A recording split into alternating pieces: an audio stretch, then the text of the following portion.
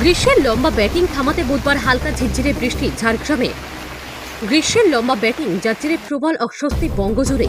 বুধবার বিকালে হালকা ঝিরঝিরি বৃষ্টি ঝাড়গ্রামে। তবে কমবে কি গ্রীষ্মের প্রখর তাপ? যেভাবে গ্রীষ্মের লম্বা ব্যাটিং চলছে, হালকা ঝিরঝিরে বৃষ্টিতে গ্রীষ্মের উইকেট পড়া অসম্ভব। তবে বুধবার বিকালে হালকা ঝিরঝিরে বৃষ্টি কিছুটা তাপমাত্রা কমাতে পারে। তাপ যন্ত্রণায় অতিষ্ঠ বাংলার জন্য অবশেষে আসার খবর। গায়ে ফসকা পড়া তাপপ্রবাহ থেকে নিষ্কৃতি মিলতে চলেছে, জানিয়ে দিল আলিপুর আবহাওয়া দপ্তর।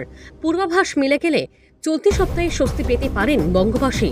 দক্ষিণবঙ্গে তাপপ্রবাহ শুরু হয়েছিল এপ্রিলের দ্বিতীয় সপ্তাহ থেকে। তবে কলকাতায় তাপপ্রবাহের পরিস্থিতি তৈরি হয় তার দিন কয়েক পরে 19 এপ্রিল থেকে। গত এক সপ্তাহে উত্তরবঙ্গের কয়েকটি জেলাতেও তাপপ্রবাহের সতর্কতা জারি করেছিল হাওয়া অফিস। মঙ্গলবার অবশ্য আলিপুর আবহাওয়া দপ্তর জানিয়েছে দক্ষিণবঙ্গে তাপপ্রবাহের তীব্রতা কমতে চলেছে। শনিবার থেকেই তাপপ্রবাহের তীব্রতা কমবে দক্ষিণবঙ্গে। রবিবার থেকে কলকাতা সহ গাঙ্গেয় পশ্চিমবঙ্গ এবং উপকূলবর্তী এলাকায় বন্ধ হবে তাপপ্রবাহ।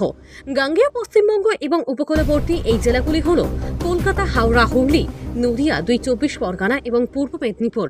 রবিবারের পর থেকে সেখানে আপাতত আর তাপপ্রবাহের সতর্কতা নেই। দক্ষিণবঙ্গের বাকি 8টি জেলা অর্থাৎ পুরুলিয়া, বাঁকুড়া, ঝাড়গ্রাম, বীরভূম, পশ্চিম মেদিনীপুর, মুর্শিদাবাদ এবং 2 বর্ধমানে তাপপ্রবাহ বন্ধ না হলেও রবিবার থেকে তীব্রতা অনেকটাই কমবে বলে জানানো হয়েছে আবহাওয়া দপ্তরের তরফে। আবহাওয়াবিদদের অনুমান, ক্রমে এই জেলাগুলিতেও তাপপ্রবাহ বন্ধ হবে।